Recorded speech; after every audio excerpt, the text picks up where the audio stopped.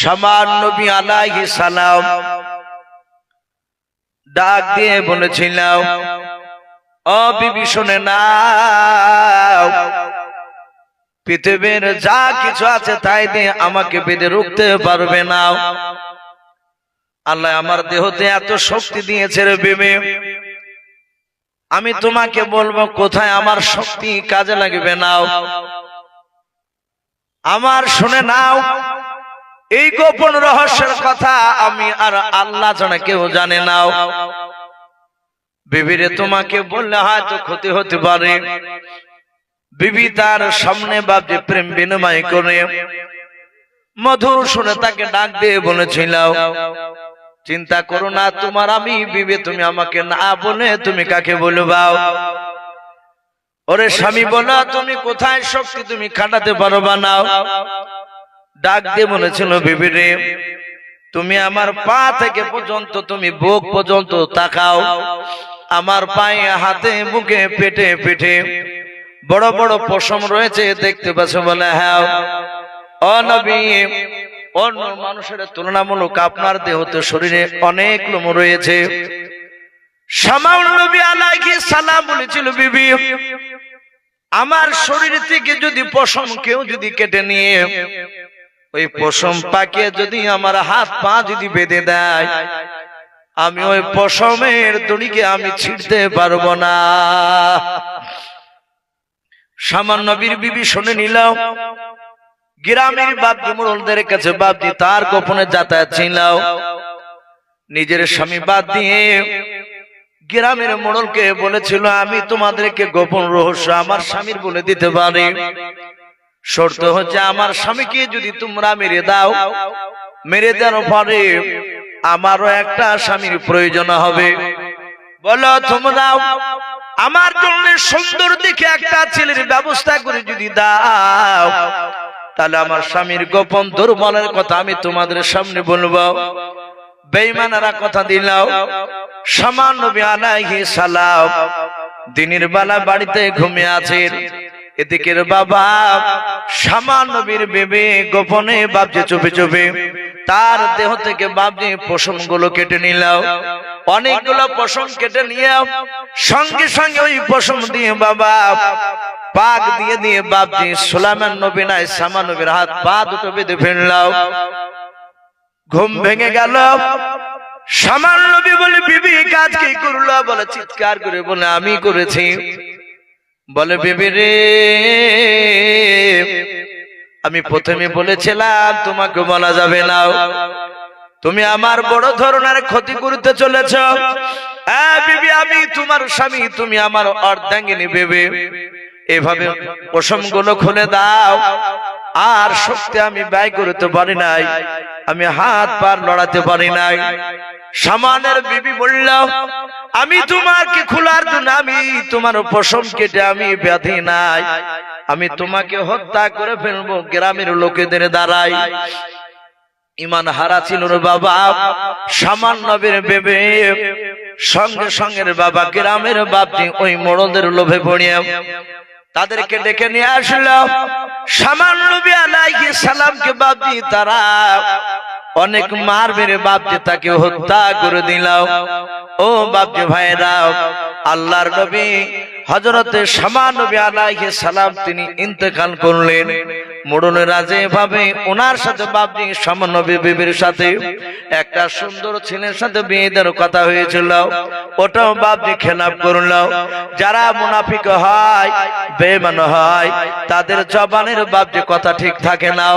মুনাফিকের সবচেয়ে বড় বাপজি আলামত দেখবেন কথায় কথায় বাপজি তারা খেলাপ করবে।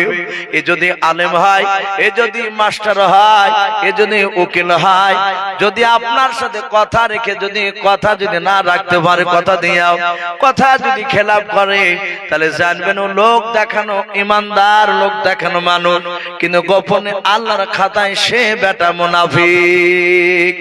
হযরত বাপজি আপনার সামার নবীর বিবিকে পর্যন্ত ওই বুড়ুলেরা বাপজি বিয়ে তো দূরের কথা, তারা পর্যন্ত বাপজি মেয়েটার সাথে খারাপ আচরণ করে, খারাপ ব্যবহার করে বাপজি তাকে হত্যা করে দিয়েছিল। হযরতে খাদিজাতুল কুবরা রাদিয়াল্লাহু তাআলা আনহা ডাক দিয়ে বলেছিল, স্বামী আপনি কাঁদবেন না, আপনার বহুদিন আগে পূর্বে নবী রাসূলদেরকে তার কওমেরা ধরে ধরে মেরেছিল। আল্লাহ রাসূল ডাক দিয়ে বলেন, ওরে খাদিজা তুমি কান্না করো না, বলে নবী গো আপনার আগে যদি আমি ইন্তেকাল হয়ে যাই ফেরেশতারা চিনতে পারবে না, জাহান্নামের আগুন শুরু করে দেবে আমার কবরে, আমি সহ্য করতে পারবো না। ওগো আল্লাহর নবীজি আপনি বলেছেন ও ও আমার উম্মাত উম্মতিরাও, মানুষ বাবা যখন দাফন করে দেয়া হয় মানুষেরা জানাজা পড়ে কবরে নামায়, কবরে নামিয়ে খাপাচি দেওয়ার পর বাপজি ভালো করে যখন পাতা বিছি দিয়ে রে বাবা মাটি যখন দিতে শুরু করে মিনহা খলাকনাকুম এ বলে যখন বাপজি একবার মাটি দেয় অফিহা নুইদুকুম আবার বাপজি আপনার মাটি দেয় অমিনহা নুখরিজুকুম তারাতান উখরা, তিনটা বাপজি আপনার শব্দ রয়েছে, বাপজি তিনটা সাম রয়েছে, তিনবার মাটি নিয়ে তিনবার দোয়া পড়াম। আল্লাহর নবীজিকে ডাক দিয়ে বলে নবী গো আপনি বলেছেন মানুষ দাফন করার পর যখন আড়াই ধাপ, কোন মুফাসসিরিন কেরাম বলেছেন নবীর মুখ থেকে শোনা গিয়েছে, সাহাবারা বলেছেন 40 ধাপ বাপজি আপনার পার হয়ে যায়, 40 কিংবা আড়াই ধাপ যখন মাটি দিয়ে মানুষ যখন কবর থেকে বাপজি দূরে সরে চলে যায় ওই সময় ফেরেশতারা আসবে। খাদিজাতুল কুবরা রাদিয়াল্লাহু তাআলা আনহা বলেন, ও আল্লাহর নবীজি শুনে নেন, আপনার আগে যদি আমার ইন্তেকাল হয়ে যায় আপনি তো ওই মেয়েদের মতো আপনি দাফন করবেন, বলে হ্যাঁ। আল্লাহ রাসূল বলেন খাদিজা অন্য মেয়েদের মতো তোমাকে দাফন করব। খাদিজা বলছেন নবী আপনি আমাকে দাফন করার আগে নবী শুনে নেন, যদি আপনার আগে আমি ইন্তেকাল করে যাই আপনি আমার তিনটা শর্ত মেনে নেবেন। আল্লাহর নবী বলেন খাদিজা যেদিন আমি তোমাকে বিয়ে করতে চেয়েছিলাম না, যেদিন তুমি আমাকে বিয়ে করতে চেয়েছিলে সেই দিন তুমি আমাকে তিনটা শর্ত লাগিয়েছিলে। ওরে আমার খাদিজা, ও খাদিজা সেদিন আমি তোমাকে তিনটা শর্ত লাগিয়েছিলাম। খাদিজা রে আজ তুমি তিনটা কেন, তুমি 100টা শর্ত বলে তোমার পয়গম্বর আমি স্বামী রাসূলুল্লাহ আমি মেনে নেব, চিন্তা করো না। খাদিজা কাঁদেন আর বলে নবীজি আমি আপনার কাছে তিনটার শর্ত বিষয় আমি বলবো না। আল্লাহর নবীজি বললেন ও খাদিজা তাড়াতাড়ি তুমি বলো। হাদিসে পাওয়া যায় খাদিজা মৃত্যুর সময় আল্লাহর নবীজির হাতের উপরে এইভাবে বাপজি মাথাখানা রেখেছিল, আল্লাহর নবীজি কোলে করে নিয়েছে, খাদিজার পা দুখানা বাপজি মাটিতে আছে, খাদিজার মাথাখানা নবীর কোলের উপরে এইভাবে বাপজি নিয়ে ধরে আছে। আল্লাহর নবী খাদিজার মুখে চুমা দেয়, খাদিজার কপালে চুমা দেয়, এত মহব্বত ছিল তাদের মধ্যে। আল্লাহ রাসূলের কলিজা টুকরা বিবি খাদিজাতুল কুবরার দুই চোখের কোণা দিয়ে পানি গড়ে যায়। আল্লাহর নবী বলেন ওরে খাদিজা মওতের যন্ত্রণা বুঝে তুমি কষ্ট বাঁচো, ওরে খাদিজা যন্ত্রণা মনে হয় মওতের বেশি হচ্ছে। খাদিজা আস্তে করে বলে স্বামী গো আমি মওতের যন্ত্রণায় কাঁদি নাই। নবী বলেন তাহলে তুমি আমার দিকে চেয়ে চেয়ে কেন কাঁদছো বলো। আস্তে করে বলে হুজুর আপনার কানটা নাই মুখটা না, আপনার কানটা আমার মুখের গুড়ি নিয়ে আসুন। আল্লাহর কানটা নিয়ে গেলেন, খাদিজা কিভাবে ধরে আছেন। খাদিজা আস্তে করে বলছেন হুজুর আমি মনে হয় বাঁচবো না, ইন্তেকাল করে যাব। নবীজি আমি মওতের যন্ত্রণায় কান্না করি নাই। আল্লাহর নবী কেঁদে কেঁদে বলেন খাদিজা তুমি কেন আমার দিকে চেয়ে চেয়ে কাঁদছো বলো, চোখ দিয়ে কেন পানি গড়াও। কাঁদেন আর বলেন খাদিজা নবী গো আমি আপনার ভবিষ্যতের দিকে চাই কান্না করতেছি। আল্লাহর নবী বলেন খাদিজা এমন কি ভবিষ্যতের দিকে লক্ষ্য করে তুমি কাঁদছো তুমি বলো। খাদিজা কাঁদেন আর বলুন নবী গো ও নবী আমি যদি ইন্তেকাল করে যাই, ওগো নবী ইন্তেকাল করার আগে নবী আপনি কলেমার দাঁত দিতে গিয়ে বেঈমানেরা মেরেছে, আপনি রক্তাক্ত শরীর নিয়ে এসে ডাক দিয়েছেন খাদিজা দ্বিতীয়টা ডাক দিতে হয় না, এক ডাকে দরজা খুলে দিয়ে আমি আপনাকে আদর আপ্যায়ন করতাম, আপনাকে যত্ন নিতাম। ওগো আল্লাহর নবীজি, আপনার বিবি খাদিজা আমি যদি ইন্তেকাল করে যাই আপনাকে বেঈমানরা মারবে। ওগো আল্লাহর নবীজি, আপনি মা রেখে আপনি খাদিজা বলে ডাকলে এই দরজা থেকে খাদিজার আর সাড়া পাবেন না। ওগো আল্লাহর নবীজি, আপনি কার কাছে যাবেন? খাদিজার মতো কে আপনাকে আদর করবে গো নবী? তাই আমি আমার ইন্তেকাল করার পর আপনার ভবিষ্যতের দিকে লক্ষ্য করে আমি চিন্তা করে কাঁদতেছি। নবী আমার এইভাবে বুকের সাথে জুড়ে ধরে বলেন, খাদিজা এত ভালোবাসুন খাদিজা? বলে হ্যাঁ। সেই নবীর অর্ধাঙ্গিনী বেবি খাদিজাও। আল্লাহর নবী বলেন, খাদিজাও তিনটার বেশি আরো শর্ত বলো, ভয় করো নাও। খাদিজা বলে, নবীজি আমার যখন ইন্তেকাল হয়ে যাবে নবী গো, আপনি কথা দিয়ে দেন আপনি নিজ হাতে আমার গোসল দেবেন। ও নবীজি, গোসল দেওয়ার পর ওগো আল্লাহর নবীজি আপনি কথা দেন আপনার শরীরের পাঞ্জাবি কিংবা যে চাদরটা আপনি ব্যবহার করেন ওই চাদরটা কিংবা আপনার পাঞ্জাবির এক টুকরা ছিটকেটে ওগো আল্লাহর নবীজি যে কাফনটা আপনি আমাকে পরাবেন ওই কাফনের ভেতরে আপনি আপনার পবিত্র ব্যবহার করা পাঞ্জাবি কিংবা চাদরের ছিট আপনি কেটে দেবেন কিনা বোনা? আল্লাহর নবী বলেন, খাদিজা আমি কথা দিলাম। 2 নাম্বার কি শর্ত বলো? বলে নবী গো, কবরে রাখার সময় নবী আপনি কথা দেন আমাকে কবরে রাখার আগে নবী আপনি আমাকে ওপর রেখে নিচে নামবেন। নবীজি আপনার পবিত্র 2 হাতখানা দিয়ে ওই কবরের ডান দিকে বাম দিকে চারিদিকে আপনি হাত ভোলাবেন, তারপরে আপনি কবরে রেখে দেবেন। নবী বলেন, খাদিজা ওটাও রাজি আছে আমি। 3 নাম্বার শর্ত খাদিজা বলল। খাদিজা বলে, নবী সবাই মাটি দিয়ে বাড়ি চলে যাবে নবী, আপনি কিন্তু যেতে পাবেন না। অদরদি নবী, নবী গো আপনি কবরের গুড়িতে বসে থাকবেন, ঘন্টা খানিক ধরে বসে থাকবেন নবীজি,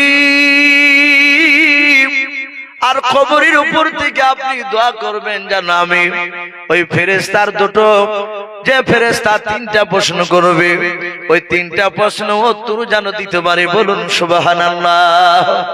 ও বাপজি ভাইরাও দেখবেন অনেক মানুষ বাপজি কারো আব্বা মরে যায়, কারো মা মরে যায়।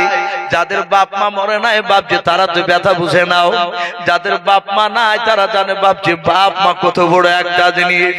বাপ মা মরে গেলে বাপ ভিতরটা মোচড় মারে, মনে হলো পৃথিবীটা বাপজি লন্ড ভন্ড হয়ে গেল।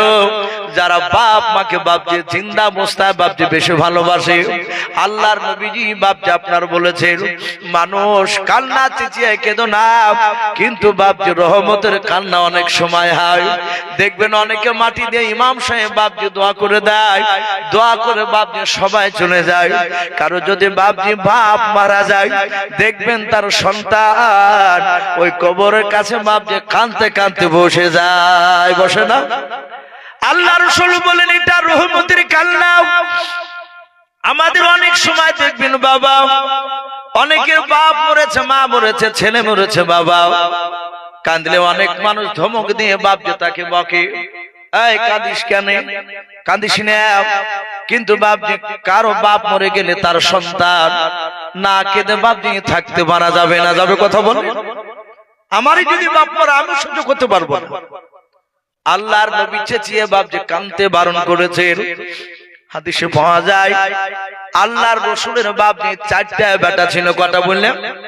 4টা বেটা ছিল। নবীর 4 বেটা বাপ যে ছোটবেলাতে মারা গিয়েছিল। নবীর একটা বেটার নাম ইব্রাহিম, মারিয়াম, মারিয়াম বিনতে বাপজি আপনার বলে বাপজি একটা রাসূলের আপনার বিবির নাম ছিল হযরত বাপজি মরিয়া কিবতিয়ার কলিজার টুকরা সন্তান ছিল বাপজি ইব্রাহিম। ইব্রাহিম মৃত্যু শয্যায় ছটফট করেছেন, বাবা বেঁচে থাকবে না। আল্লাহর নবীজি বাড়িতে নাই, নবীর ঘর থেকে বাপজি একটু দূরে আছে। সাহাবাদেরকে নিয়ে বাপজি আলোচনা করেছিলেন। হঠাৎ করে বাপজি ইব্রাহিমের মা নবীর অর্ধাঙ্গিনী ভেবে ডাক দিয়ে বলো যাও আমার ইব্রাহিমের আব্বা জানকে ডেকে নিয়ে এসো। আমার ইব্রাহিম বেটা যেন তার আব্বার সঙ্গে যেন কি বলা বলি করবে। ছোট ছেলে ইব্রাহিম বলে মা আব্বা কই, আব্বা কই? বলে তোমার আব্বা সাহাবাদের সামনে আলোচনা করেছে। আল্লাহ রসুলের বাপজি একটা বাদী এসে বলল ওগো আল্লাহর নবীজি আপনাকে বাড়িতে ডাক দিয়েছে, বাড়িতে আসুন। আল্লাহর নবীজি বললেন আসছি, যাও। আল্লাহর নবীজি সাহাবাদের সাথে আবার কথা বলতে বলতে বাবা ভুলে গিয়েছেন। হযরতে ইব্রাহিম ছোট্ট ছেলে মরিয়ম কোলে মার কোলে বসে বলে না মা আমার আব্বা কেন এখন আসে নাই, আমার আব্বা কেন আসে নাই মা? বলে তোমার আব্বা জানকে ডাকতে পাঠিয়েছি।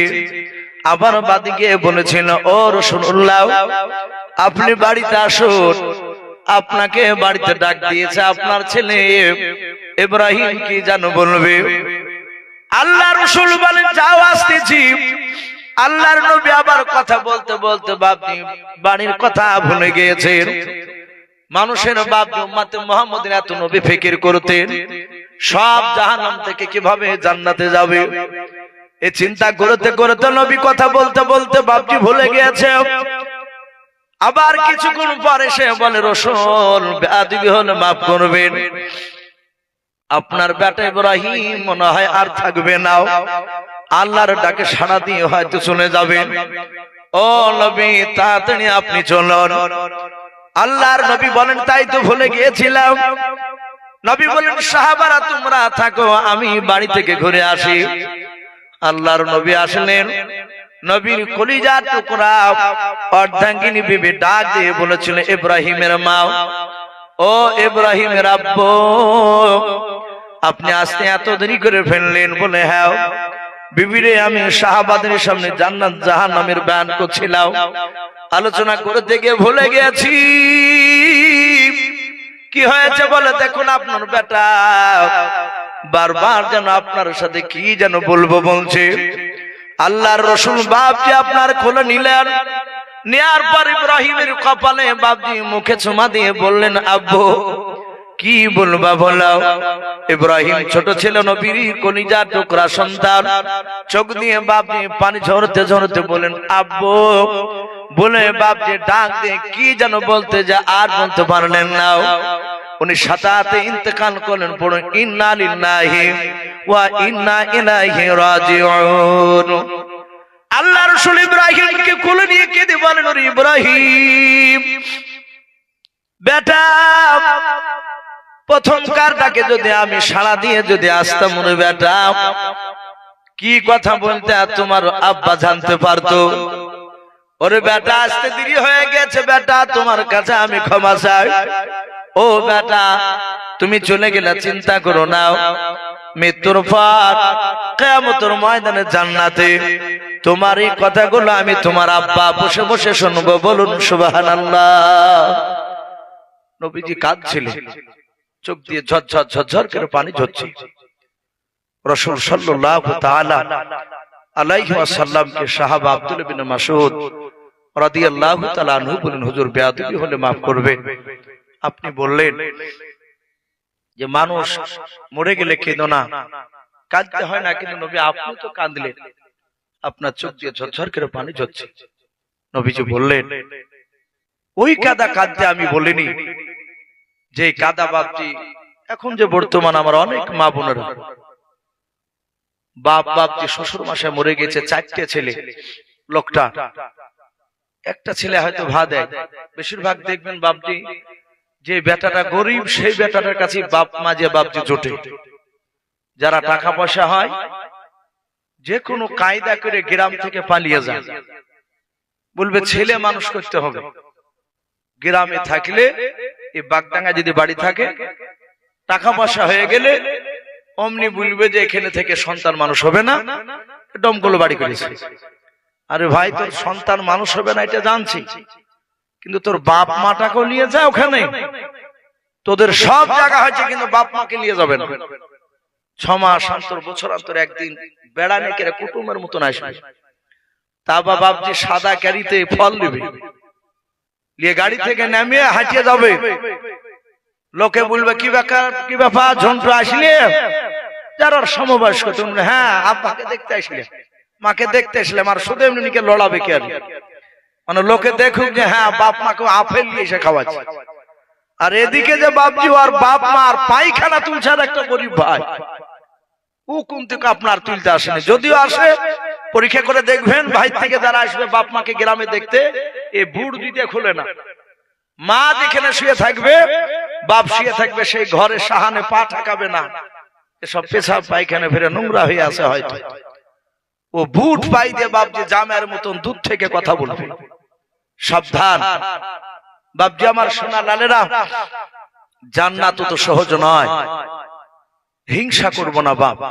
এখন তো হিংসা শুরু হয়েছে, যদিও একটা মেয়াতে ছেলেতে দেখছে তো তার বিবি লাগিয়ে ভেঙে, এই জমি তুমি একা পেয়েছো নাকি, সবাই ভাগ পেয়েছে, তুমি কেন একা দেখবা, আমি কেন একা দেখবো, এই যে হিংসা করে বাপজি বেচারাকে কেউ দেখে না, এরকম অনেক ঘটছে বাপজি। না, জমি জায়গার ভাগটা আলাদা বিষয়, খিদমত ব্যবহার করা, বাপ মার খিদমত করা এটা আলাদা। আপনি বাপ মার খিদমত করবেন, আপনি জান্নাতে যাবেন, আপনি আমি খিদমত করতে পারবো না, মৃত্যুর পর জাহান্নাম ছাড়া কোনো আশা করা যাবে না বাপ। তাই প্রতিটা বাপজি ভাইদেরকে বলবো, বাপ আমরা সকলেই বাপজি ওই রকম চিৎকার করে কাঁদবো না। আমি যেটা বলছিলাম, আপনারা যে কাঁদে দেখবেন ভা দেয়নি আর বাপকে শ্বশুরকে মরিয়েছে, অথচ যেই মেয়েটা দেখেছে দেখবেন সেই মেয়েটার কাঁদন অত জোর হবে না, আর যে দেয়নি সে অভিনয় করে এমন কাঁদা কাঁদবে, ও 6 মাস আগে যদি বাপজি আপনার একদিন যদি রুটি দিয়েছে গুড় দিয়ে, ওই গল্প গীত ধরিয়েছে ওখানে কাঁদতে কাঁদতে শুরু করে। এইরকম কাঁদা বাপজি শরীয়তে নিষেধ বলা হয়েছে। আপনি বাপ মরে যাবে, বিবি মরবে, ছেলে মরবে, তার তো একটা মহব্বত থাকবে, চোখ দিয়ে বাপজি অটোমেটিক পানি ঝরবে, এই কাঁদনে বাপজি গুনাহ নাই, এটা রহমতের কান্না। বাপজি রাত্রি ফেরায় আপনার 12টা বাজতে চলে, ভাই প্রধান বক্তা আমার পরে যে বক্তা আছেন ভাই, আপনি তাড়াতাড়ি চলে আসুন। আমি প্রতিটা বাপজি ভাইকে বলবো, বাপ যাদের বাপ মা বেঁচে আছে আমরা ইনশাআল্লাহ বাপ মার খিদমত করব, বলুন ইনশাআল্লাহ। যাদের বাপ মা মরে গিয়েছে বাপ, আমরা অনেক দিন বাপজি দেখা যায় যখন মরে বাপ তখন ওই গোরস্থানে মাটি দিয়ে পরপর 3-4 দিন কবর জিয়ারত করতে যায়। আমি জানি না আপনাদের দিকে যায় কিনা, পরপর যে 3 দিনই যেতে হবে, 9 দিন যেতে হবে, এটা হাদিসে নাই। আপনি মাঝে মাঝে যাবেন বাপ, মাঝে মাঝে 1 মাস 2 মাস 3 মাস পরেও রাত্রি যেতে না পারলে দিনের বেলায় যাবেন, বাপের কবরের কাছে গিয়ে দোয়া দুরূদ পড়ে কাঁদবেন। এতে বাপ যে আপনাকে দেখতে পায়, কবরবাসীরা দেখতে পায়, আমরা হয়তো দেখতে পাই। এগুলো বাপজি করবেন যাদের বাপ মা চলে গেছে, মাঝে মাঝে যাবে। আল্লাহ রাসূলও বাপজি খাদিজার কবরে মাঝে মাঝে যেতেন, জিয়ারত করতেন। আল্লাহ আমাদের সকলকে আমল করার তৌফিক দান করুন, আল্লাহুম্মা আমিন। মকল মন্ডল 10 কেজি রায়, আল্লাহ তার দানকে কবুল করুন। জিয়ারুল 500 টাকা, আল্লাহ দানকে কবুল করুন।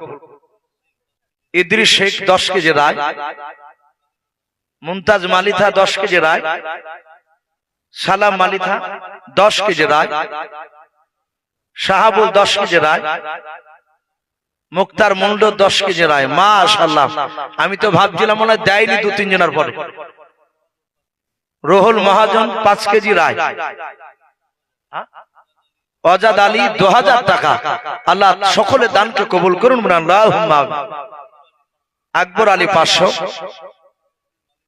মনিরউদ্দিন মালিথা 500, লালটু মন্ডল 500। মাশাআল্লাহ, আল্লাহ আর করিম মন্ডল ইনো 500 টাকা দিবেন, আল্লাহ সকলে দানকে কবুল করুন, বলুন আল্লাহুম্মা আমিন। ভাই শেষের বেলায় আমার ভাই জানের হাতে, খুব ভালো মানুষ, ওনার হাতে বাপজি আপনারা কিছু দেওয়ার চেষ্টা করবেন ইনশাআল্লাহ। শেষ দোয়া নিয়ে ইনশাআল্লাহ যাওয়ার চেষ্টা করবেন। আল্লাহ আমাদের সকলকে কোরআন এবং সুন্নাত মাফিক আমল করার তৌফিক দান করুন, বলুন আল্লাহুম্মা আমিন, আল্লাহুম্মা আমিন। ওয়া আখির দাওয়ানা আনিল হামদুলিল্লাহি রাব্বিল আলামিন। আসসালামু আলাইকুম ওয়া রাহমাতুল্লাহি